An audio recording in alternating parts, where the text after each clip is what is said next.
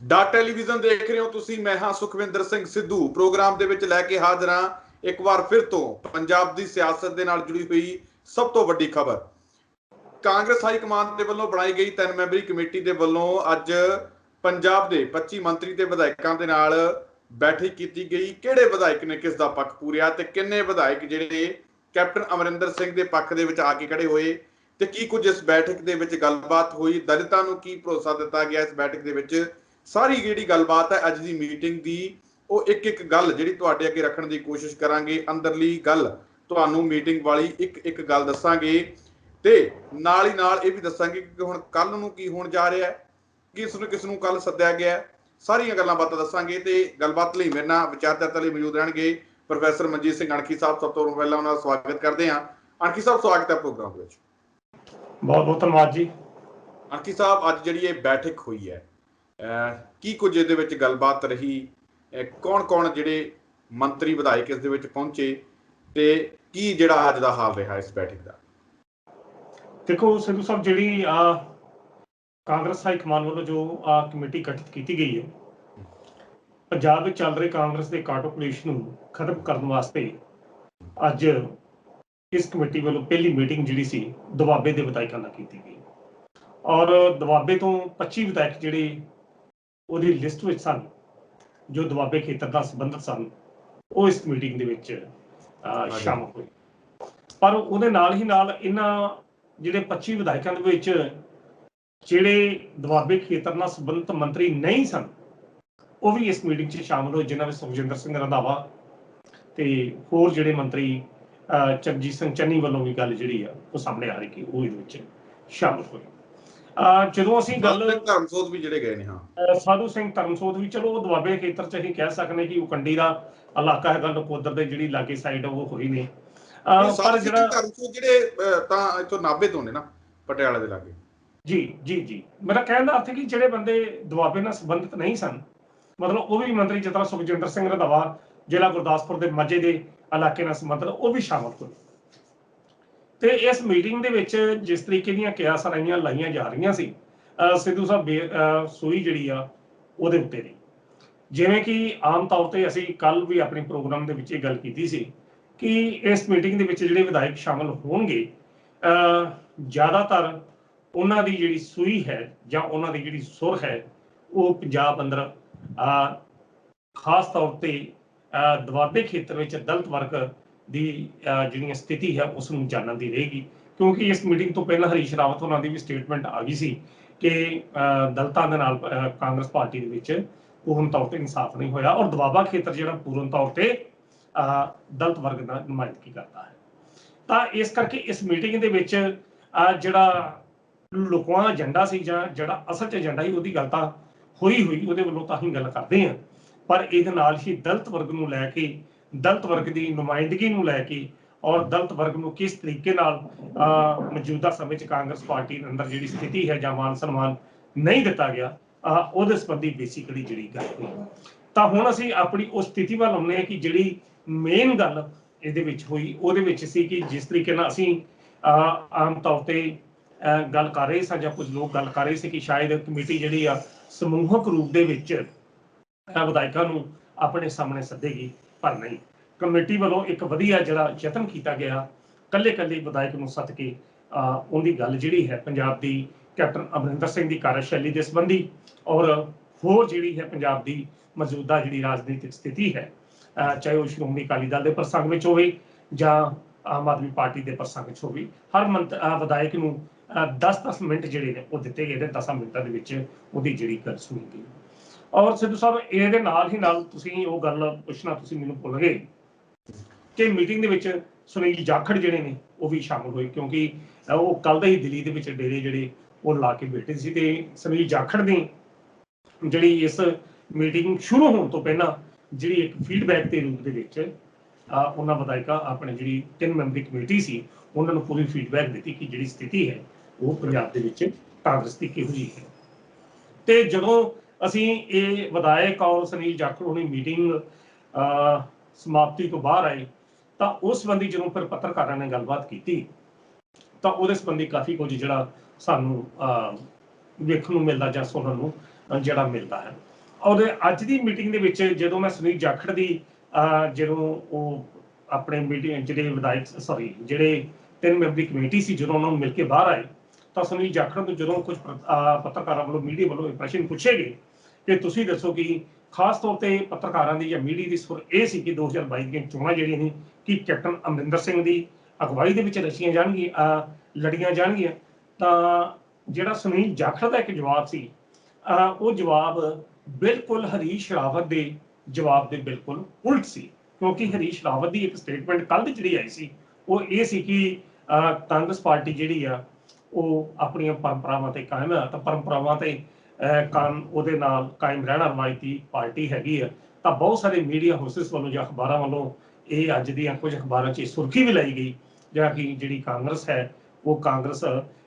2022 ਦੀਆਂ ਚੋਣਾਂ 'ਚ ਕੈਪਟਨ ਅਮਰਿੰਦਰ ਸਿੰਘ ਦੀ ਅਗਵਾਈ 'ਚ ਚੋਣਾਂ ਲੜੇਗੀ 2022 ਦੀਆਂ। ਪਰ ਜਦੋਂ ਅੱਜ ਮੈਂ ਸੁਨੀਲ ਜਾਖੜ ਦੀ ਇਹ ਸਟੇਟਮੈਂਟ ਸੁਣ ਰਿਹਾ ਸਾਂ ਤਾਂ ਸੁਨੀਲ ਜਾਖੜ ਦੀ ਸਟੇਟਮੈਂਟ ਦੇ ਵਿੱਚੋਂ ਬਹੁਤ ਕੁਝ ਅਜਿਹਾ ਸੀ ਜਿਹੜਾ ਪਰਦੇ ਦੇ ਪਿਛਲੀ ਜਿਹੜੀ ਗੱਲ ਆ ਉਸ ਨੂੰ ਬਿਆਨ ਕਰਦਾ, ਜਿਹਦੇ ਵਿੱਚ ਉਹਨੇ ਕਿਹਾ ਕਿ ਇਸ ਕਮੇਟੀ ਕੋਲ ਜਾਂ ਕਿਸੇ ਕੋਲ ਵੀ ਪਾਵਰ ਨਹੀਂ ਹੈ ਕਿ ਕੈਪਟਨ ਅਮਰਿੰਦਰ ਸਿੰਘ ਹੋਣਾ ਨੂੰ ਉਹਦੀ ਪਾਰਟੀ 2022 ਦੀਆਂ ਚੋਣਾਂ ਦੇ ਸੰਬੰਧੀ ਉਹਦੀ ਜ਼ਿੰਮੇਵਾਰੀ ਸੌਂਪੀ ਜਾ ਸਕੇ ਜਾਂ ਕਿਸੇ ਕੋਲ ਜ਼ਿੰਮੇਵਾਰੀ ਲੈ ਸਕੇ। ਦੋਵੇਂ ਉਹਨਾਂ ਨੇ ਗੱਲ ਕੀਤੀ ਆ ਤਾਂ ਇਹ ਉਹਨਾਂ ਦੀ ਇੱਕ ਲਾਈਨ ਦਾ ਜਿਹੜਾ ਬਿਆਨ ਸੀ ਮੇਰਾ ਖਿਆਲ ਕਿ ਇਹ ਧਿਆਨ ਦੀ ਮੰਗ ਕਰਦਾ। ਇਸ ਬਿਆਨ ਦੇ ਅਸਲੀ ਅਰਥ ਕੀ ਨੇ ਇਹ ਅੱਜ ਤਾਂ ਅਸੀਂ ਨਹੀਂ ਕਰ ਸਕਦੇ। ਠੀਕ 2 ਦਿਨਾਂ ਬਾਅਦ ਜਦੋਂ ਦੂਜੇ ਵਿਧਾਇਕਾਂ ਨਾਲ ਮਾਝੇ ਔਰ ਮਾਲਵੇ ਜਾਂ ਹੋਰ ਮੰਤਰੀਆਂ ਨਾਲ ਮੀਟਿੰਗ ਹੋਏਗੀ ਔਰ ਕੱਲ ਇਹ ਵੀ ਪਤਾ ਲੱਗਾ ਜਿਹੜੇ ਸੂਤਰਾਂ ਤੋਂ ਅਨੁਸਾਰ ਕਿ ਕੱਲ ਕੈਪਟਨ ਅਮਰਿੰਦਰ ਸਿੰਘ ਨੂੰ ਵੀ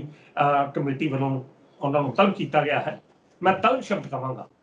ਤਲਬ ਕੀਤਾ ਗਿਆ ਹੈ ਕੈਪਟਨ ਅਮਰਿੰਦਰ ਸਿੰਘ ਨੂੰ, ਤਾਂ ਉਹ ਕੱਲ ਇਸ ਕਮੇਟੀ ਵਿੱਚ ਸਾਹਮਣੇ ਪੇਸ਼ ਹੋਣਗੇ। ਤਾਂ ਕੱਲ ਉਸ ਪੇਸ਼ ਹੋਣ ਤੋਂ ਬਾਅਦ ਕੱਲ ਦੀ ਗੱਲ ਵੀ ਆਪਾਂ ਕਰਦੇ ਹਾਂ, ਪਰ ਉਸ ਤੋਂ ਪਹਿਲਾਂ ਕਹਿੰਦੇ ਜਿਸ ਤਰੀਕੇ ਨਾਲ ਦਲਿਤ ਦੀ ਗੱਲ ਕੀਤੀ ਗਈ ਹੈ, ਰਾਜਕੁਮਾਰ ਵੇਰਕਾ ਉਹਨਾਂ ਨੇ ਬਾਹਰ ਆ ਕੇ ਦੱਸਿਆ ਕਿ ਸਾਨੂੰ ਭਰੋਸਾ ਦਿਵਾਇਆ ਗਿਆ ਕਿ ਜਲਦੀ ਜਿਹੜਾ ਦਲਿਤ ਭਾਈਚਾਰੇ ਨੂੰ ਵੀ ਖੁਸ਼ਖਬਰੀ ਮਿਲੂਗੀ। ਜਿਹੜੀ ਖੁਸ਼ਖਬਰੀ ਹੈ ਜੀ, ਵੇਖੋ ਖੁਸ਼ਖਬਰੀ ਤੇ ਸੰਬੰਧੀ ਇਹ ਇਸ ਵੇਲੇ ਮੌਜੂਦਾ ਕਾਂਗਰਸ ਪਾਰਟੀ ਇਹ ਜਿਹੜੀ ਪੰਜਾਬ ਦੀ ਹੈ ਉਹਦੇ ਵਾਸਤੇ ਇੱਕ ਮਜਬੂਰੀ ਬਣ ਚੁੱਕੀ ਹੈ, ਕਿਉਂਕਿ ਸਾਰੀਆਂ ਪਾਰਟੀ ਵੱਲੋਂ ਦਲਿਤ ਕਾਰਡ ਜਿਹੜਾ ਸੁੱਟਿਆ ਜਾ ਰਿਹਾ। ਔਰ ਸਿੱਧੂ ਸਾਹਿਬ ਮੈਂ ਤੁਹਾਨੂੰ ਇਹ ਵੀ ਗੱਲ ਕਹਿਦਾ ਕਿ ਜੋ ਚਰਨਜੀਤ ਸਿੰਘ ਚੰਨੀ ਵੱਲੋਂ ਜਿਹੜਾ ਪਿਛਲੇ ਦਿਨਾਂ ਦੇ ਵਿੱਚ ਦਲਿਤ ਵਰਗ ਨੂੰ ਲੈ ਕੇ ਇੱਕ ਜਿਹੜਾ ਝੰਡਾ ਚੁੱਕਿਆ ਗਿਆ ਸੀ ਉਹਦੇ ਪਿੱਛੇ ਵੀ ਅਸਲ ਰਾਜਨੀਤੀ ਇਹੋ ਹੀ ਸੀ। ਤੇ ਅਸੀਂ ਬੜੇ ਦਿਨਾਂ ਦੀਆਂ ਜਾਂ ਲੋਕਾਂ ਦੇ ਮਨਾਂ 'ਚ ਬੜਾ ਇਹ ਇੱਕ ਗੱਲ ਹੈਗਾ ਕਿ ਸ਼ਾਇਦ ਨਵਜੋਤ ਸਿੱਧੂ ਨੂੰ ਕੋਈ ਅਹਿਮ ਜਿਹੜੀ ਆ ਪ੍ਰਧਾਨਗੀ ਜਾਂ ਅਹਿਮ ਜ਼ਿੰਮੇਵਾਰੀ ਜਿਹੜੀ ਮਿਲ ਸਕਦੀ ਆ। ਨਵਜੋਤ ਸਿੱਧੂ ਦਾ ਚੈਪਟਰ ਸ਼ਾਇਦ ਬਾਅਦ 'ਚ ਵਿਚਾਰਿਆ ਜਾਏਗਾ। ਜਿਹੜੇ ਦਲਿਤ ਵਰਗ ਨਾਲ ਸੰਬੰਧਿਤ ਨੁਮਾਇੰਦੇ ਨੇ ਕਾਂਗਰਸ ਸਰਕਾਰ ਦੀ ਕੈਪਟਨ ਅਮਰਿੰਦਰ ਸਿੰਘ ਦੀ ਅਗਵਾਈ ਵਾਲੀ ਕਾਂਗਰਸ ਸਰਕਾਰ ਦੇ ਵਿੱਚ, ਤਾਂ ਸ਼ਾਇਦ ਉਹਨਾਂ ਦੇ ਵਿੱਚ ਕਿਸੇ ਨੂੰ ਡਿਪਟੀ ਉਪ ਮੁੱਖ ਮੰਤਰੀ ਦਾ ਅਹੁਦਾ ਵੀ ਮਿਲ ਸਕਦਾ ਹੈ, ਕਿਉਂਕਿ ਇਸ ਵਕਤ ਕਾਂਗਰਸ ਪਾਰਟੀ ਵਾਸਤੇ ਇਹ ਗੱਲ ਬਹੁਤ ਮਜਬੂਰੀ ਹੈ, ਬਹੁਤ ਇਹ ਸਥਿਤੀ ਉਹਦੇ ਵਾਸਤੇ ਹੋਰ ਤਰ੍ਹਾਂ ਦੀ ਹੈ ਕਿ ਜੇਕਰ ਉਹ ਦਲਿਤ ਵਰਗ ਨੂੰ ਨੁਮਾਇੰਦਗੀ ਨਹੀਂ ਦਿੰਦੀ ਤਾਂ ਸ਼ਮਸ਼ੇਰ ਸਿੰਘ ਦੂਲੋ ਵਰਗੇ ਬੰਦੇ ਜਿੱਥੇ ਰੌਲਾ ਪਾ ਰਹੇ ਆ, ਦੂਜੇ ਪਾਸੇ ਇੱਕ ਵਿਦਰੋਹ ਜਿਹੜਾ ਹੈ ਦਲਿਤ ਵਰਗ ਦੇ ਨਾਲ ਸੰਬੰਧਿਤ ਵਿਧਾਇਕਾਂ ਵੱਲੋਂ ਮੰਤਰੀ ਵੱਲੋਂ ਜਿਹੜਾ ਕ੍ਰੀਏਟ ਕੀਤਾ ਜਾ ਰਿਹਾ, ਉਸ ਕ੍ਰੀਏਟ ਨੂੰ ਉਸ ਵਿਰੋਧ ਨੂੰ ਨੱਥ ਪਾਉਣ ਵਾਸਤੇ ਜ਼ਰੂਰੀ ਹੈ ਕਿ ਕਿਸੇ ਨਾ ਕਿਸੇ ਅਹਿਮ ਜਿਹੜੀ ਜ਼ਿੰਮੇਵਾਰੀ ਆ ਉਹ ਚਰਨਜੀਤ ਸਿੰਘ ਚੰਨੀ ਹੋਣਾ ਨੂੰ ਦਿੱਤੀ ਜਾ ਸਕੇ, ਕਿਉਂਕਿ ਅਰਦਾ ਚੌਧਰੀ ਜਿਹੜੇ ਨੇ ਉਹਨਾਂ ਕੋਲ ਅੱਗੇ ਹੀ ਮੰਤਰੀ ਪਦ ਹੈਗਾ। ਪਰ ਪੰਜਾਬ ਦੇ ਵਿੱਚ ਇਸ ਵਕਤ ਕਾਂਗਰਸ ਪਾਰਟੀ ਨੇ 2 ਨੰਬਰ ਦਾ ਨੇਤਾ ਜਿਹੜਾ ਹੈ ਕੈਪਟਨ ਅਮਰਿੰਦਰ ਸਿੰਘ ਤੋਂ ਬਾਅਦ ਦੀ ਜਿਹੜੀ ਸਥਿਤੀ ਹੈ ਉਹ ਦਲਿਤ ਵਰਗ ਨੂੰ ਉਹਨਾਂ ਨੇ ਸੌਂਪਣੀ ਹੈ, ਤਾਂ ਉਹਦੇ ਵਿੱਚ ਜਿਹੜਾ ਦਾਅ ਹੈ ਉਹ ਚਰਨਜੀਤ ਸਿੰਘ ਚੰਨੀ ਹੋਣਾ ਦਾ ਹੀ ਲੱਗ ਸਕਦਾ। ਉਸ ਦਾ ਕਾਰਨ ਇਹ ਹੈ ਕਿ ਇੱਕ ਪਾਸੇ ਤਾਂ ਜਿਹੜੀ ਮਹਿਲਾ ਕਮਿਸ਼ਨ ਵੱਲੋਂ ਉਹਨਾਂ ਦੇ ਖਿਲਾਫ ਜਿਹੜੀ ਕਾਰਵਾਈ ਸ਼ੁਰੂ ਕੀਤੀ ਗਈ ਹੈ, ਜਿਹਦੇ ਵੱਲੋਂ ਸਮਝਿਆ ਜਾਂਦਾ, ਹਾਲਾਂਕਿ ਸਮਝਿਆ ਤਾਂ ਨਹੀਂ ਜਾਂਦਾ ਜੋ ਕੁਝ ਸੱਚ ਹੈ ਕਿ ਕੈਪਟਨ ਅਮਰਿੰਦਰ ਸਿੰਘ ਹੋਣਾ ਦੇ ਇਸ਼ਾਰੇ ਤੇ ਹੀ ਗੱਲਬਾਤ ਜਿਹੜੀ ਉਹ ਸ਼ੁਰੂ ਕੀਤੀ ਗਈ ਸੀ। ਜੇਕਰ ਚਰਨ ਸਿੰਘ ਚੰਨੀ ਜਾਂ ਦਲਿਤ ਵਰਗ ਨਾਲ ਸੰਬੰਧਿਤ ਹੋਰ ਜਿਹੜੇ ਸਿਰਕੱਢ ਨੇਤਾ ਨੇ ਜਿਨ੍ਹਾਂ ਨੇ ਇਹ ਬਗਾਵਤ ਦਾ ਝੰਡਾ ਚੁੱਕਿਆ, ਅਗਰ ਉਹਨਾਂ ਨੂੰ ਬਣਦੀ ਕੈਬਨਿਟ ਦੇ ਵਿੱਚ ਇੱਕ ਅਹਿਮ ਸਥਾਨ ਦਿੱਤਾ ਜਾਂਦਾ ਤਾਂ ਜਿੱਥੇ ਉਹ ਵਿਦਰੋਹ ਦੀ ਅੱਗ ਜਿਹੜੀ ਮੱਠੀ ਹੋਏਗੀ ਉੱਥੇ ਇੱਕ ਨਵਾਂ ਅਧਿਆਇ ਦਲਿਤ ਵਰਗ ਨਾਲ ਵੀ ਸ਼ੁਰੂ ਹੋ ਸਕਦਾ। ਤਾਂ ਕਹਿਣ ਦਾ ਅਰਥ ਹੈ ਕਿ ਇਸ ਮੀਟਿੰਗ ਦੇ ਵਿੱਚ ਜਿਹੜੇ ਮੁੱਦੇ ਸਨ, ਬੇਸ਼ੱਕ ਜੇਕਰ ਮੈਂ ਸੁਨੀਲ ਜਾਖੜ ਦੇ ਬਿਆਨਾਂ ਦੇ ਆਧਾਰ ਤੇ ਗੱਲ ਕਰਾਂ ਤਾਂ ਉਹਨਾਂ ਨੇ ਗੱਲ ਤਾਂ ਬਹੁਤ ਕੀਤੀ ਹੈ ਕਿ ਗੁਰੂ ਗ੍ਰੰਥ ਸਾਹਿਬ ਦੇ ਬੇਅਦਬੀ ਦੇ ਕਥਿਤ ਜਿਹੜੇ ਜ਼ਿੰਮੇਵਾਰ ਦੋਸ਼ੀ ਨੇ ਉਹਨਾਂ ਨੂੰ ਵੀ ਟੰਗਿਆ ਜਾਏਗਾ, ਸਾਰਾ ਕੁਝ ਕੀਤਾ ਜਾਵੇਗਾ। ਪਰ ਅਸਲ ਦੇ ਵਿੱਚ ਜਿਹੜੀ ਗੱਲ ਹੈ ਉਹ ਇਹੋ ਹੀ ਉਹਨਾਂ ਦੀ ਜਿਹੜੀ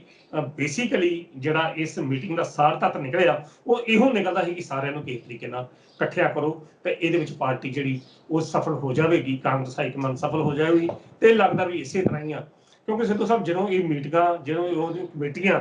ਗਠਿਤ ਕੀਤੀਆਂ ਜਾਂਦੀਆਂ ਨੇ ਤਾਂ ਉਹਨਾਂ ਦਾ ਮੇਨ ਮਕਸਦ ਜਿਹੜਾ ਮੁੱਖ ਮੁੱਦਾ ਕੇਵਲ ਇਹੋ ਹੀ ਹੁੰਦਾ ਕਿ ਮਸਲੇ ਨੂੰ ਕਿਸੇ ਤਰੀਕੇ ਨਾਲ ਠੰਡੇ ਬਸਤੇ ਚ ਇਹ ਵੀ ਗੱਲ ਤੁਸੀਂ ਦੱਸ ਰਹੇ ਸੀ ਪਹਿਲਾਂ ਕਿ ਕਿੰਨੇ ਵਿਧਾਇਕਾਂ ਦੇ ਵੱਲੋਂ ਕਿਹੜੀ ਗੱਲ ਕੀਤੀ ਗਈ ਤੇ ਕਿਹੜੇ ਵਿਧਾਇਕਾਂ ਦੇ ਵੱਲੋਂ ਪੱਖ ਜਿਹੜਾ ਪੂਰਿਆ ਗਿਆ ਕੈਪਟਨ ਅਮਰਿੰਦਰ ਸਿੰਘ ਦਾ। ਜੀ ਜੋ ਸਾਡੇ ਸੂਤਰਾਂ ਤੋਂ ਜਿਹੜੀ ਜਾਣਕਾਰੀ ਸਾਡੇ ਤੱਕ ਪਹੁੰਚੀ ਆ 25 ਦੇ ਕਰੀਬ ਜਿਹੜੇ ਮਾਲਵਾ ਖੇਤਰ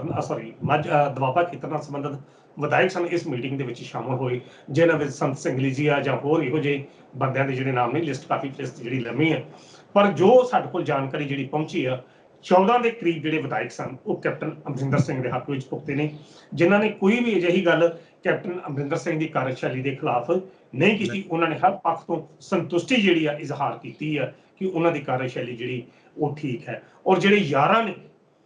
11 ਵਿਧਾਇਕ ਨੇ ਉਹਨਾਂ ਦੇ ਵਿੱਚੋਂ ਕੁਝ ਨੇ ਆਪਣੇ ਨਿੱਜੀ ਮਫਾਦ ਨੂੰ ਲੈ ਕੇ ਗੱਲਬਾਤ ਕੀਤੀ ਤੇ ਕੁਝ ਨੇ ਜਿਹੜੀ ਚੁੱਪ ਹੈ ਉਹ ਧਾਰੀ ਰੱਖੀ, ਨਾ ਤਾਂ ਉਹ ਵਿਰੋਧੀ ਧਿਰ ਵੱਲ ਗਈ ਔਰ ਨਾ ਹੀ ਕੈਪਟਨ ਅਮਰਿੰਦਰ ਦੇ ਹੱਕ 'ਚ ਬੋਲੇ। ਪਰ 14 ਵਿਧਾਇਕਾਂ ਦੀ ਜਿਹੜੀ ਲਿਸਟ ਹੈ ਸਾਡੇ ਕੋਲ ਪਹੁੰਚੀ, ਆਪਾਂ ਨਾ ਸ਼ਾਇਦ ਉਸ ਪੱਧਰ ਤੇ ਆਪਾਂ ਨਹੀਂ ਦੱਸ ਸਕਦੇ ਕਿਉਂਕਿ ਸਾਡੇ ਵੀ ਆਪਣੇ ਕੁਝ ਮਜਬੂਰੀਆਂ ਹੋ ਸਕਦੀਆਂ ਨੇ, ਪਰ ਉਹਦੇ ਵਿੱਚ 14 ਵਿਧਾਇਕ ਜਿਹੜੇ ਕੈਪਟਨ ਅਮਰਿੰਦਰ ਦੀ ਪਿੱਠ ਤੇ ਖਲੋਤੇ ਜਿਹੜੇ ਨਜ਼ਰ ਆਏ ਨੇ। ਔਰ ਇਹਦੇ ਪਿੱਛੇ ਮੈਂ ਇੱਕ ਕਾਰਨ ਹੋਰ ਬਿਆਨ ਕਰ ਦਵਾਂ, ਕਿਉਂਕਿ ਠੀਕ ਇਹਨਾਂ ਮੀਟਿੰਗ ਤੋਂ ਪਹਿਲਾਂ ਕੈਪਟਨ ਅਮਰਿੰਦਰ ਸਿੰਘ ਹੋਣਾ ਵੱਲੋਂ ਜੋ ਇੱਕ ਚੋਗਾ ਸੁੱਟਿਆ ਹੈ ਕਿ 13 ਕਰੋੜ ਹਰ ਹਲਕੇ ਦੇ ਵਿਧਾਇਕ ਨੂੰ ਦਿੱਤਾ ਜਾਵੇਗਾ, ਹਲਕਾ ਇੰਚਾਰਜ ਨੂੰ ਵੀ ਦਿੱਤਾ ਜਾਊਗਾ। 13 ਕਰੋੜ ਜਿਹੜੀ ਬੜੀ ਵੱਡੀ ਰਕਮ ਹੁੰਦੀ ਹੈ। ਤਾਂ ਇਹ ਹਾਈ ਕਮਾਂਡ ਦੀ ਗਠਿਤ ਕਮੇਟੀ ਤੋਂ ਪਹਿਲਾਂ ਕਾਰਵਾਈ ਸ਼ੁਰੂ ਹੋਣ ਤੋਂ ਪਹਿਲਾਂ ਕੈਪਟਨ ਅਮਰਿੰਦਰ ਸਿੰਘ ਦਾ ਵਿਧਾਇਕਾਂ ਵਾਸਤੇ 13 ਕਰੋੜ ਦਾ ਐਲਾਨ ਕਰਨਾ ਆਪਣੇ ਆਪ ਦੇ ਵਿੱਚ ਇੱਕ ਸੋਚੀ ਸਮਝੀ ਰਣਨੀਤੀ ਹੈ, ਜਿਹਦੇ ਸੰਬੰਧੀ ਬੜੇ ਲੋਕਾਂ ਦੇ ਜਿਹੜੇ ਮਫਾਦ ਜਿਹੜੇ ਉਸ ਆਧਾਰ ਤੇ ਬਦਲ ਜਾਂਦੇ ਨੇ। ਕਿਉਂਕਿ 13 ਕਰੋੜ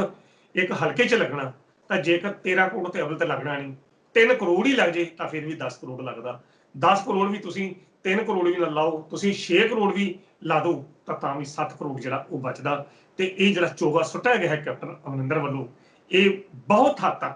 ਉਹਨਾਂ ਦੇ ਖਿਲਾਫ ਜਿਹੜੀਆਂ ਬਾਗੀ ਸੁਰਾਂ ਉੱਠ ਰਹੀਆਂ ਨੇ ਉਹਨਾਂ ਨੂੰ ਖਤਮ ਕਰਨ ਵਿੱਚ ਇਹ ਕਾਫੀ ਮਹੱਤਵਪੂਰਨ ਰੋਲ ਅਦਾ ਕਰੇਗਾ। ਤੁਸੀਂ ਦੇਖਣਾ ਜਿਹਨਾਂ ਵੱਲੋਂ ਅਸੀਂ ਕਹਿ ਰਹੇ ਕਿ 10 ਵਿਧਾਇਕ ਜਿਹੜੇ ਮਤਲਬ ਉਹਨਾਂ ਦੇ ਖਿਲਾਫ ਝੰਡਾ ਚੁੱਕਿਆ ਨੇ, ਇਹਨਾਂ ਦੇ ਵਿੱਚੋਂ ਵੀ ਬੜੇ ਜਾਣਿਆਂ ਨੇ ਇਹਨਾਂ ਚੀਜ਼ਾਂ ਨਾਲ ਚੁੱਪ ਕਰ ਜਾਣਾ। ਈਵਨ ਕਿ ਹਲਕਾ ਇੰਚਾਰਜ ਵੀ ਜਿਹੜੇ ਹਨ ਉਹ ਵੀ ਇਸ 13 ਕਰੋੜ ਦੀ ਰਕਮ ਨੂੰ ਲੈ ਕੇ ਚੁੱਪ ਨੇ। ਔਰ ਸਿਆਸੀ ਮਾਹਿਰਾਂ ਵੱਲੋਂ ਇਹ ਸਮਝਿਆ ਜਾ ਰਿਹਾ, ਇਹ ਕਿਹਾ ਜਾ ਰਿਹਾ ਕਿ ਕੈਪਟਨ ਅਮਰਿੰਦਰ ਸਿੰਘ ਹੋਣਾ ਵੱਲੋਂ ਐਨ ਉਸੇ ਵਕਤ ਜਦੋਂ ਦਿੱਲੀ ਦੇ ਵਿੱਚ ਹਾਈ ਕਮਾਂਡ ਵੱਲੋਂ ਮੀਟਿੰਗ ਸ਼ੁਰੂ ਹੋਣੀ ਹੈ ਔਰ ਵਿਧਾਇਕਾਂ ਨੂੰ ਦਿੱਲੀ ਬੁਲਾਇਆ ਜਾ ਰਿਹਾ, ਤੇ ਦੂਜੇ ਪਾਸੇ ਕੈਪਟਨ ਅਮਰਿੰਦਰ ਹੋਣਾ ਦਾ ਇਹ ਐਲਾਨ ਜਿਹੜਾ ਇਹ ਆਪਣੇ ਆਪ ਦੇ ਵਿੱਚ ਹੀ ਕਾਫੀ ਮਹੱਤਤਾ ਰੱਖਦਾ ਕਿ ਕਿਸ ਤਰੀਕੇ ਨਾਲ ਉਹ ਸਥਿਤੀਆਂ ਨੂੰ ਬਦਲਣ ਦੇ ਸਮਰੱਥ ਨੇ ਤੇ ਕਿਸ ਤਰੀਕੇ ਨਾਲ ਉਹਨਾਂ ਨੂੰ ਸਥਿਤੀਆਂ ਨੂੰ ਬਦਲ ਦਿੱਤਾ। ਜਿਹੜੇ ਅੱਜ 14 ਵਿਧਾਇਕ ਉਹਨਾਂ ਦੇ ਹੱਕ ਵਿੱਚ ਪੁਖਤੇ ਨੇ, ਉਹਨਾਂ ਦੇ ਮਗਰ ਇਹੋ ਕਹਾਣੀ ਜਿਹੜੀ ਆ ਉਹ ਦੱਸੀ ਜਾ ਰਹੀ। ਜੀ ਸਰ, ਜਿਹੜੀ ਅੱਜ ਮੀਟਿੰਗ ਹੋਈ ਹੈ ਇਹਦਾ ਜੇਕਰ ਆਪਾਂ ਸਾਰ ਕੱਢਣਾ ਹੋਵੇ, ਸਾਰ ਦੱਸਣਾ ਹੋਵੇ, ਉਹ ਕੀ ਆਪਾਂ ਦੱਸ ਸਕਦੇ ਹਾਂ ਕਿ ਅੱਜ ਦੀ ਮੀਟਿੰਗ ਦੇ ਵਿੱਚ ਜਿਹੜਾ ਨਿਚੋੜ ਨਿਕਲ ਕੇ ਕੀ ਸਾਹਮਣੇ ਆਇਆ? ਨਿਚੋੜ ਜਿਹੜਾ ਹੈ ਇਹ ਸਿਰਫ ਅਸੀਂ ਇਹੋ ਕਹਿ ਸਕਦੇ ਹਾਂ ਕਿ ਕਾਂਗਰਸ ਪਾਰਟੀ ਵੱਲੋਂ ਹਾਈਕਮਾਂਡ ਵੱਲੋਂ ਪੰਜਾਬ ਦੇ ਅੰਦਰ ਜਿਹੜਾ ਕਾਂਗਰਸ ਪਾਰਟੀ ਵਿੱਚ ਕਾਟੋ-ਕਲੇਸ਼ ਜਿਹੜਾ ਸ਼ੁਰੂ ਹੋਇਆ ਉਸ ਨੂੰ ਸਮਾਪਤ ਕਰਨ ਵਾਸਤੇ ਇੱਕ ਯਤਨ ਸਟੈਪ ਪੁੱਟਿਆ ਗਿਆ। ਪਰ ਸਿੱਧੂ ਸਾਹਿਬ ਇਹਦੇ ਵਿੱਚ ਨਿਕਲਣਾ ਕੁਝ ਨਹੀਂ ਹੈ, ਕਿਉਂਕਿ ਜਿਹੜੇ ਵਿਧਾਇਕ ਜਿਹੜੇ ਮੰਤਰੀ ਮੀਟਿੰਗ ਤੋਂ ਬਾਅਦ ਆਪਣਾ ਪੱਖ ਕਮੇਟੀ ਅੱਗੇ ਰੱਖਣ ਤੋਂ ਬਾਅਦ ਜਦੋਂ ਸਾਹਮਣੇ ਬਾਹਰ ਆ ਰਹੇ ਸਨ ਤੇ ਸਾਰਿਆਂ ਦੇ ਜਿਹੜੇ ਸੁਰ ਸੀ ਉਹ ਬਦਲੇ ਹੋਏ ਸਨ। ਈਵਨ ਕਿ ਸੁਖਜਿੰਦਰ ਸਿੰਘ ਰੰਧਾਵੇ ਦੇ ਸੁਰ ਵੀ ਜਿਹੜੇ ਉਹ ਬਦਲੇ ਸਨ। ਨਹੀਂ ਕੋਈ ਗੱਲ ਨਹੀਂ ਹੈ, ਸਭ ਕੁਝ ਇਹ ਕਿਹਾ। ਤਾਂ ਕਹਿਣ ਦਾ ਅਰਥ ਇਹ ਆ ਕਿ ਜਿਹੜਾ ਇੱਕ ਪ੍ਰਭਾਵ ਹੈ ਕਾਂਗਰਸ ਕਮੇਟੀ ਦਾ, ਜਿਹੜੀ ਹਾਈ ਕਮਾਂਡ 3 ਮੈਂਬਰੀ ਕਮੇਟੀ ਆ, ਉਹਦਾ ਪਾਉਣਾ ਸ਼ੁਰੂ ਹੋ ਗਿਆ ਕਿ ਅੰਦਰ ਵੜ ਕੇ ਉਹ ਸਮਝਾਇਆ ਗਿਆ ਕਿ ਹਾਂ ਭਾਈ ਜੇਕਰ ਰਲ ਕੇ ਚੱਲਦੇ ਆ ਤਾਂ ਹੀ 2022 ਦੀਆਂ ਚੋਣਾਂ ਜਿਹੜੀਆਂ ਉਹ ਆਪਾਂ ਲੜ ਸਕਾਂਗੇ। ਕਹਿਣ ਦਾ ਅਰਥ ਹੈ ਕਿ ਜਿਹੜਾ ਸਾਰ ਤੱਤ ਹੈ ਇਸ ਕਮੇਟੀ ਦਾ ਜਾਂ ਅੱਜ ਦੀ ਮੀਟਿੰਗ ਜੋ ਸ਼ੁਰੂ ਕੀਤੀਆਂ ਗਈਆਂ ਨੇ, ਸਾਰ ਤੱਤ ਕੇਵਲ ਇਹੋ ਹੀ ਆ ਕਿ ਸਾਰਿਆਂ ਨੂੰ ਕਿਸੇ ਨਾ ਕਿਸੇ ਤਰੀਕੇ ਨਾਲ ਇੱਕ ਸਾਂਝੇ ਪਲੇਟਫਾਰਮ ਤੇ ਲਿਆਂਦਾ ਜਾਵੇ ਔਰ ਗੁੱਸੇ ਗਿਲੇ ਨੂੰ ਦੂਰ ਕੀਤਾ ਜਾਵੇ। ਔਰ ਸਿੱਧੂ ਸਾਹਿਬ, ਮੈਂ ਇਹ ਗੱਲ ਕਹਿ ਦਵਾਂ ਕਿ ਇਸ ਮੀਟਿੰਗ ਤੋਂ ਬਾਅਦ ਆ ਜਿਹੜੀ ਕਮੇਟੀ ਮੀਟਿੰਗਾਂ ਕਰ ਰਹੀ ਹੈ, ਇਹਦੇ ਵੱਲੋਂ ਜੇਕਰ ਅਸੀਂ ਇਹ ਸਮਝੀਏ ਕਿ ਬਹੁਤ ਵੱਡੀ ਕੋਈ ਕਾਰਵਾਈ ਇਸ ਕਮੇਟੀ ਦੇ ਵੱਲੋਂ ਪੇਸ਼ ਕੀਤੀ ਗਈ ਰਿਪੋਰਟ ਤੇ ਕਾਂਗਰਸ ਹਾਈਕਮਾਨ ਕਰੇਗੀ ਤਾਂ ਉਹ ਬਿਲਕੁਲ ਗਲਤ ਹੋਵੇਗਾ, ਕਿਉਂਕਿ ਕਾਂਗਰਸ ਹਾਈਕਮਾਨ ਨੇ ਕੋਈ ਵੀ ਕਾਰਵਾਈ ਇਸ ਕਮੇਟੀ ਦੀ ਰਿਪੋਰਟ ਦੇ ਆਧਾਰ ਤੇ ਨਹੀਂ ਕਰਨੀ। ਜਿਸ ਤਰੀਕੇ ਨਾਲ ਸਾਡੇ ਪੰਜਾਬ ਦੇ ਲੋਕ ਜਿਹੜੇ ਉਹ ਸੋਚ ਰਹੇ ਸਨ, ਜਾਂ ਇਹ ਸੋਚਿਆ ਜਾ ਰਿਹਾ ਸੀ ਕਿ ਸ਼ਾਇਦ ਕੈਪਟਨ ਦੀ ਤਬਦੀਲੀ ਹੋ ਸਕਦੀ ਹੈ, ਜਾਂ ਦੂਜੇ ਬੰਨੇ ਆਪਣੇ ਨਵਜੋਤ ਸਿੰਘ ਸਿੱਧੂ ਨੂੰ ਕੋਈ ਅਹਿਮ ਜ਼ਿੰਮੇਵਾਰੀ ਮਿਲ ਸਕਦੀ ਹੈ, ਕੋਈ ਅਜਿਹੀ ਗੱਲ ਜਿਹੜੀ ਆ ਉਹ ਨਜ਼ਰੀ ਨਹੀਂ ਆ ਰਹੀ। ਕਿਉਂਕਿ ਕੇਵਲ ਔਰ ਕੇਵਲ ਇਹ ਮਸਲੇ ਨੂੰ ਠੰਡੇ ਬਸਤੇ ਵਿੱਚ ਪਾਉਣ ਦਾ ਇੱਕ ਅਹਿਮ ਯਤਨ ਆ, ਕਿਉਂਕਿ ਵਿਚਾਰ ਸਾਰਿਆਂ ਦੇ ਸੁਣ ਲਏ ਗਏ ਨੇ। ਜਿਸ ਤਰ੍ਹਾਂ ਦੁਆਬੇ ਨਾਲ ਸੰਬੰਧਿਤ ਖੇਤਰ ਦੇ ਜਿਹੜੇ ਵਿਧਾਇਕ ਨੇ ਇਕੱਲੇ ਨੂੰ ਸੱਦ ਕੇ 10-10 ਮਿੰਟ ਦੇ ਦਿੱਤੇ ਗਏ ਨੇ, ਪਰ ਅੰਤਮ ਫੈਸਲਾ ਜਿਹੜਾ ਹੈ ਉਹ ਕੇਵਲ ਔਰ ਕੇਵਲ ਇਸ ਕਮੇਟੀ ਕੋਲ ਵੀ ਨਹੀਂ ਹੈ। ਔਰ ਕਮੇਟੀ ਦੀ ਜਿਹੜੀ ਭੂਮਿਕਾ ਸੁਨੀਲ ਜਾਖੜ ਵੱਲੋਂ ਜਿਸ ਤਰੀਕੇ ਨਾਲ ਫੀਡਬੈਕ ਦਿੱਤੀ ਗਈ, ਔਰ ਜਿਸ ਤਰੀਕੇ ਨਾਲ ਸੁਨੀਲ ਜਾਖੜ ਮੀਟਿੰਗ ਚੋਂ ਬਾਹਰ ਆਏ ਨੇ, ਇੱਕ ਗੱਲ ਮੈਂ ਹੋਰ ਕਰ ਦੇਵਾਂ ਤਾਂ ਕਿ ਇੱਕ ਵਾਰੀ ਮੀਟਿੰਗ 'ਚ ਜਦੋਂ ਬਾਹਰ ਆਏ ਨੇ ਤਾਂ ਕੁਝ ਪੱਤਰਕਾਰਾਂ ਵੱਲੋਂ ਇਹ ਵੀ ਗੱਲ ਪੁੱਛੀ ਗਈ ਕਿ ਸ਼ਾਇਦ ਤੁਸੀਂ ਉਸ ਕਮੇਟੀ ਤੋਂ ਨਾਰਾਜ਼ ਹੋ ਕੇ ਉੱਠ ਕੇ ਬਾਹਰ ਆਏ ਜੀ। ਤਾਂ ਸੁਨੀਲ ਜਾਖੜ ਕੋਲ ਇਸ ਦਾ ਕੋਈ ਸਪਸ਼ਟ ਜਵਾਬ ਨਹੀਂ ਸੀ। ਉਹਨਾਂ ਨੇ ਇੱਕ ਸਿਆਸਤਦਾਨ ਵਾਂਗੂ ਇਸ ਗੱਲ ਨੂੰ ਹੱਸ ਕੇ ਟਾਲਣ ਦਾ ਯਤਨ ਕੀਤਾ। ਤਾਂ ਇਹ ਵੀ ਆਖਿਆ ਜਾ ਸਕਦਾ ਕਿ ਮੀਟਿੰਗ ਦੇ ਅੰਦਰ ਬਹੁਤ ਕੁਝ ਅਜਿਹਾ ਵੀ ਹੋਇਆ ਆ ਜਿਹੜਾ ਅਜੇ ਕੁਝ ਬਾਹਰ ਆਉਣ ਵਾਸਤੇ ਜਿਹਨੂੰ ਥੋੜਾ ਜਿਹਾ ਸਮਾਂ ਲੱਗ ਸਕਦਾ, ਕਿਉਂਕਿ ਸੁਨੀਲ ਜਾਖੜ ਦਾ ਇੱਕਦਮ ਮੀਟਿੰਗ ਚੋਂ ਬਾਹਰ ਆਉਣਾ ਔਰ ਮੀਡੀਆ ਵੱਲੋਂ ਉਹਨਾਂ ਨੂੰ ਸਵਾਲ ਇਹ ਪੁੱਛਣਾ ਕਿ ਤੁਸੀਂ ਮੀਟਿੰਗ ਵਿੱਚ ਛੱਡ ਕੇ ਬਾਹਰ ਆਏ ਜੀ, ਔਰ ਉਹਨਾਂ ਵੱਲੋਂ ਇਸ ਗੱਲ ਨੂੰ ਹੱਸ ਕੇ ਟਾਲਣਾ, ਇਹ ਵੀ ਕੁਝ ਪ੍ਰਸ਼ਨਾਂ ਨੂੰ ਜਿਹੜਾ ਜਨਮ ਦਿੰਦਾ ਆ, ਜਿਹਦੇ ਸੰਬੰਧੀ ਜਿਹੜੀ ਸਥਿਤੀ ਹੈ ਕੁਝ ਸਮੇਂ ਤੱਕ ਜਿਹੜੀ ਇਸ ਪਹੁੰਚਾਵੇਗੀ। ਆਖਰੀ ਸਵਾਲ ਜੇ ਮੈਂ ਤੁਹਾਨੂੰ ਪੁੱਛਾਂ ਤਾਂ ਕੱਲ ਲਈ ਕਿਸ ਨੂੰ ਬੁਲਾਇਆ ਗਿਆ ਤੇ ਕੀ ਪਰਿਸਥਿਤੀ ਹੈ ਕੱਲ ਦੀ? ਕੱਲ ਦੀ ਜਿਹੜੀ ਪਰਿਸਥਿਤੀ ਹੈ, ਕੱਲ ਜਿਹੜੇ ਬਾਕੀ ਵਿਧਾਇਕ ਨੇ ਉਹਨਾਂ ਨੂੰ ਸੱਦਿਆ ਜਾ ਰਿਹਾ, ਔਰ ਇਹ ਵੀ ਸਮਝਿਆ ਜਾ ਰਿਹਾ ਕਿ ਉਹਨਾਂ ਦੇ ਵਿੱਚ ਜਿਹੜੇ ਪ੍ਰਤਾਪ ਸਿੰਘ ਬਾਜਵਾ ਹੈ ਉਹਨਾਂ ਨੂੰ ਵੀ ਸ਼ਾਇਦ ਕੱਲ ਸੱਦਿਆ ਜਾਵੇ, ਸੱਦਿਆ ਨਾ ਜਾਵੇ। ਨਹੀਂ, ਕੱਲ ਨਵਜੋਤ ਸਿੰਘ ਸਿੱਧੂ ਤੇ ਪ੍ਰਗਟ ਸਿੰਘ ਨੂੰ ਵੀ ਬੁਲਾਇਆ ਗਿਆ, ਪਰਸੋਂ ਬੁੱਧਵਾਰ ਨੂੰ ਬੁਲਾਇਆ ਗਿਆ ਪ੍ਰਤਾਪ ਸਿੰਘ ਬਾਜਵਾ ਜੀ। ਜ਼ਿਆਦਾ ਧਿਆਨ ਜਿਹੜਾ ਹੈ ਉਹ ਪ੍ਰਗਟ ਸਿੰਘ ਔਰ ਨਵਜੋਤ ਸਿੱਧੂ ਤੇ ਟਿਕਿਆ ਰਹੇਗਾ, ਕਿਉਂਕਿ ਕੱਲ ਵੱਲੋਂ ਤਾਂ ਇਹ ਸਮਝਿਆ ਜਾ ਰਿਹਾ ਹੈ ਕਿ ਕੱਲ ਕੈਪਟਨ ਅਮਰਿੰਦਰ ਸਿੰਘ ਨੂੰ ਦਿੱਲੀ ਤਲਬ ਕੀਤਾ ਗਿਆ, ਔਰ ਕੈਪਟਨ ਅਮਰਿੰਦਰ ਸਿੰਘ ਜਿਹੜੇ ਨੇ ਉਹ ਦਿੱਲੀ ਪਹੁੰਚ ਰਹੇ ਨੇ। ਤਾਂ ਨੈਚੁਰਲੀ ਕਿ ਜੇ ਕੈਪਟਨ ਅਮਰਿੰਦਰ ਸਿੰਘ ਦਿੱਲੀ ਤਲਬ ਕੀਤੇ ਜਾਂਦੇ ਆ ਤਾਂ ਉਹਨਾਂ ਨਾਲ ਉਹਨਾਂ ਦਾ ਜਿਹੜਾ ਕੈਂਪ ਹੈ, ਉਹਨਾਂ ਨਾਲ ਸੰਬੰਧਿਤ ਜਿਹੜੇ ਵਿਧਾਇਕ ਨੇ ਉਹ ਹੀ ਬੁਲਾਏ ਜਾਣਗੇ। ਇੱਕ ਗੱਲ ਕਲੀਅਰ ਕਰਦਾ ਕਿ ਹੁਣ ਜਿਹੜੀ ਸਥਿਤੀ ਹੈ ਦੁਆਬਾ ਮਾਝਾ ਮਾਲਵੇ ਵਾਲੀ ਜਿਹੜੀ ਸਥਿਤੀ ਹੈ ਉਹ ਨਹੀਂ ਰਹੀ। ਹੁਣ ਜਿਹੜੀ ਸਥਿਤੀ ਹੈ ਕੁਝ ਹੋਰ ਤਰੀਕੇ ਦੀ ਹੋ ਗਈ ਆ ਕਿ ਜਿਹੜੇ ਵਿਧਾਇਕ ਨੇ, ਜਿਹੜੇ ਮੰਤਰੀ ਨੇ, ਜਿਹੜੇ ਆਪਣੇ ਆਧਾਰ ਤੇ ਜਾ ਰਹੇ ਨੇ ਉਹ ਆਪਣਾ ਪੱਖ ਪੇਸ਼ ਕਰ ਰਹੇ ਨੇ। ਜਿਸ ਤਰ੍ਹਾਂ ਕੱਲ ਕੈਪਟਨ ਅਮਰਿੰਦਰ ਸਿੰਘ ਇਸ ਕਮੇਟੀ 3 ਮੈਂਬਰੀ ਕਮੇਟੀ ਦੇ ਸਾਹਮਣੇ ਪੇਸ਼ ਹੋਣਗੇ ਔਰ ਆਪਣਾ ਪੱਖ ਜਿਹੜਾ ਪੇਸ਼ ਕਰਨਗੇ, ਔਰ ਉਹਨਾਂ ਨਾਲ ਸੰਬੰਧਿਤ ਜਿਹੜੇ ਵਿਧਾਇਕ ਨੇ ਚਾਹੇ ਉਹ ਮਾਲਵਾ ਰੀਜਨ ਦੇ ਹੋਣ ਉਹ ਪੇਸ਼ ਹੋਣਗੇ, ਜਿਹੜੇ ਉਹਨਾਂ ਦੇ ਖਾਸ ਨੇ, ਮੰਤਰੀ ਨੇ, ਵਿਧਾਇਕ ਨੇ, ਤਾਂ ਉਹ ਪੇਸ਼ ਹੋਣਗੇ। ਪਰ ਜਿਹੜੀ ਅਸਲ ਧਿਆਨ ਹੈ, ਅਸਲ ਜਿਹੜਾ ਮੁੱਦਾ ਆ ਉਹ